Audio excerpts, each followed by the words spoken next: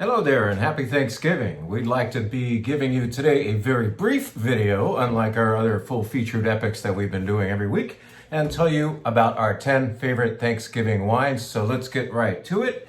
Let's just say that these wines they are great wines in and of themselves, and they also are guidelines for what to serve on Thanksgiving, what's going to be most appropriate, what's going to work with that food. Let's talk about this wine first because I have a lot of it and I need to sell it. The pressure's on me, inventory-wise. You can help me out. I'll give you a really nice price, a better price than even Wine Club discount. If you buy 6 bottles more of this wine, which is called Rolle, R-O-L-L-E is the name of the grape.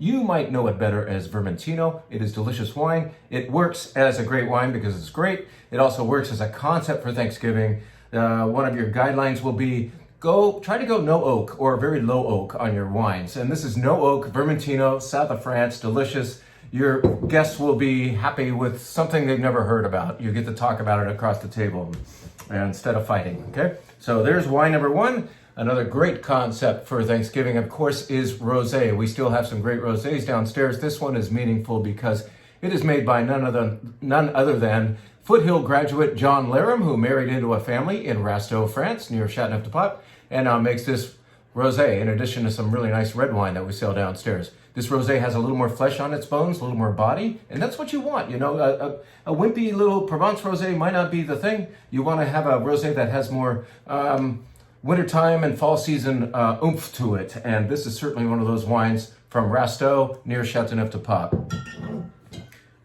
Let's talk about tradition. 2 wines that are super traditional for the Thanksgiving table. Ironically, a wine not from America, but a lot of people love to have the Alsatian wines. Alsace is a wine region on the east side of France, and Alsatian Riesling and Pinot Gris and Pinot Blanc are wonderful wines because, once again, they are no oak typically, and they are refreshing, and yet they've got tons of great complexity too. They've got a nice spiciness going on in there. This is the Hugel, that's how you say it. This is Hugel Pinot Gris. The funny caricature on here is a sketch by Ralph Steadman, the famous sketch dude and cartoonist, and he just drew this on a napkin once when he was visiting the tasting room of Hugel, and they've kept it on their label ever since. So it's their non-traditional looking label. This is representing their Pinot Gris, beautiful wine for Thanksgiving. It's melon, I get flavors of melon and once again a little bit of spice going on here with a really nice, sexy, silky texture. Another traditional wine for Thanksgiving, of course, is Beaujolais. And many of you have been asking, I'm kind of surprised that you still are you guys going to carry Beaujolais Nouveau this year? And frankly, we're not. We buy it, we bring it in, we pile it up, and we end up with half of it and throw it all away after a couple of months because it really doesn't last that long.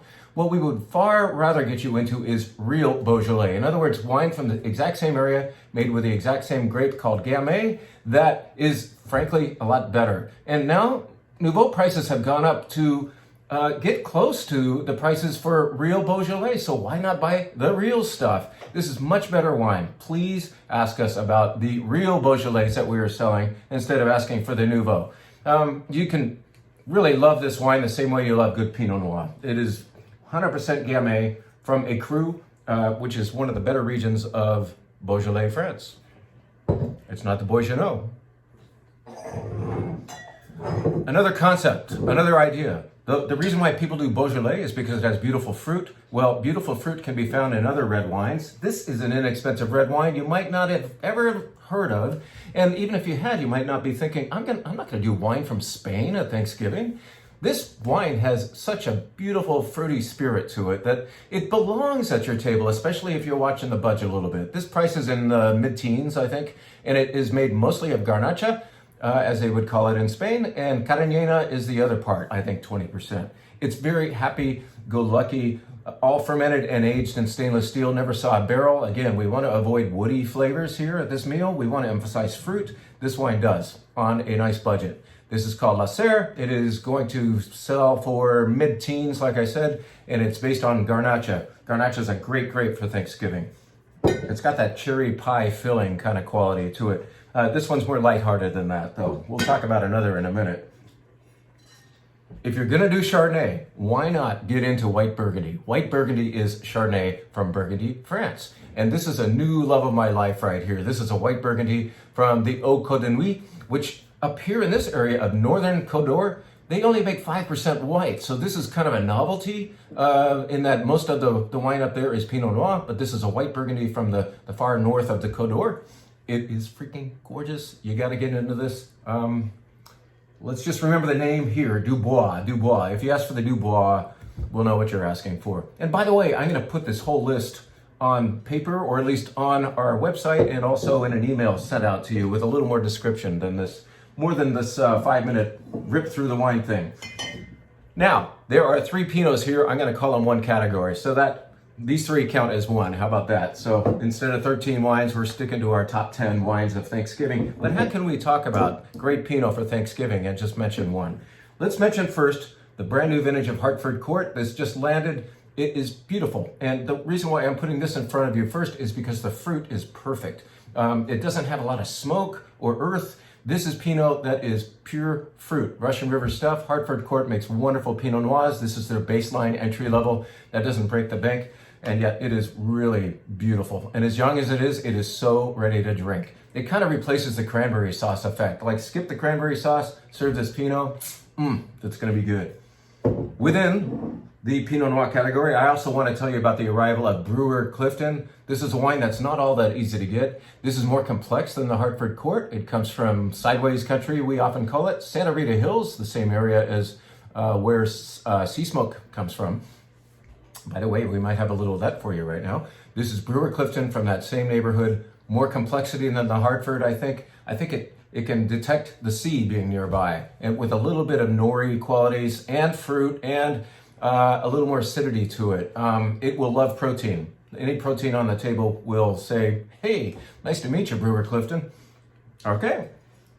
Finally, I said there were 3 Pinots. Well, this one doesn't say Pinot Noir on the front. What does it say instead? It says Philippe Collin. That's the producer name. And in big bold letters, this is how the French do it. The region, the sub-region of Burgundy, where it comes from. The region is called Santenay. And this, as Burgundy gets more and more expensive, represents what I call very good value from Burgundy. This is pure fruit going on. I've said fruit a lot. I'm saying it again here. Sometimes Burgundy is a lot more earthy than what happens in California. I think a California Pinot Noir lover will fully understand this wine and appreciate it and say, hey, wow, I never had white or red Burgundy before. And turns out I love it. Santenay from the 2018 vintage, which was finally a year for Burgundy where everything worked. Great quality and finally, good quantity in that they didn't have weather issues for once. So no frost and mildew and all that stuff. So beautiful Santenay. That's 3 Pinots in a row for you. Believe me, we have plenty more down there we want to talk about. Again, these wines are just guidelines. How about champagne? And why am I showing you champagne so late in this sequence?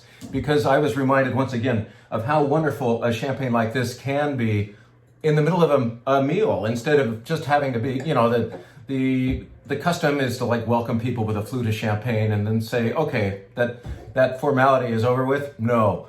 When you have a nice toasty style champagne with great fragrance, this is a grower champagne from Chateau Bligny, meaning grower means that the dude grew all of his own fruit, has full control over the quality. He didn't just buy somebody else's fruit and make the wine. He does it all. So Chateau Bligny, grower champagne. And back to what I think about doing it during a meal. This wine has a little more biscuity richness to it. And what we did the other night for a little group, we showed a whole lineup of great wines of the world, and we put this champagne, not this champagne, but another one like it, near the end. In other words, reds and whites had come before, a lot of big reds, and then all of a sudden, poof, we're having champagne, and we're pouring it in a Pinot Noir glass. That was the cool thing, too. After all, champagne's made of Burgundy varietals, right? Chardonnay and Pinot Noir. Why not try it out of a Burgundy glass? I can tell you, you won't have to get up and switch out your glasses. If you're drinking Pinot Noir that night at the table, hey, put some champagne in there now. It worked. Try it, I promise. It's going to be a wonderful experience at your Thanksgiving table. I promised you we would also be coming back to Grenache, and this is one made by our old friend Greg Graham up in Lake County. This is a 2014, so it's got a little time on it. You would say, well, is it losing its fruit? It's not. I was my suspicion too, but it turns out this wine is juicy, rich, yummy, good, and it will just kill it with the meal.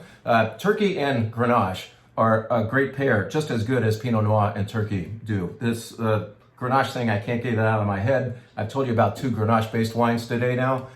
check out the Greg Graham. This is current vintage. This is not some old musty dusty thing out of the library. He wants the 14 to be on the shelf right now.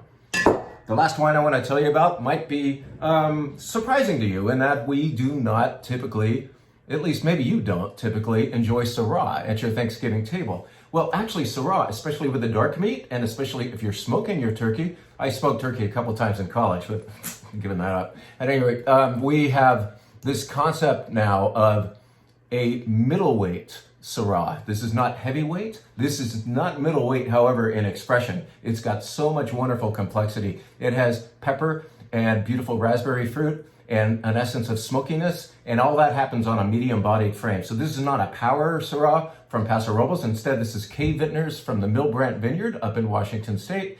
It got 94 points from somebody. It got 92 from somebody else. I don't care. I smelled it, tasted it, and have loved it ever since. And I like it in a Pinot Noir glass. So once in a while, once again, you do not have to switch out your glass. You can use this glass for your Pinot, for your Champagne, and now for this Syrah as things get really serious at the table. But hopefully not too serious. I hope you have a lot of fun at Thanksgiving. Remember, these are guidelines. We'd like to tell you about more Syrahs, more Pinots, more white Burgundies, and so on. And we will elaborate in a printed list that we will soon send out to you on all of these wines and all of these guidelines. Happy Thanksgiving. Thanks for listening. I think I broke a record here.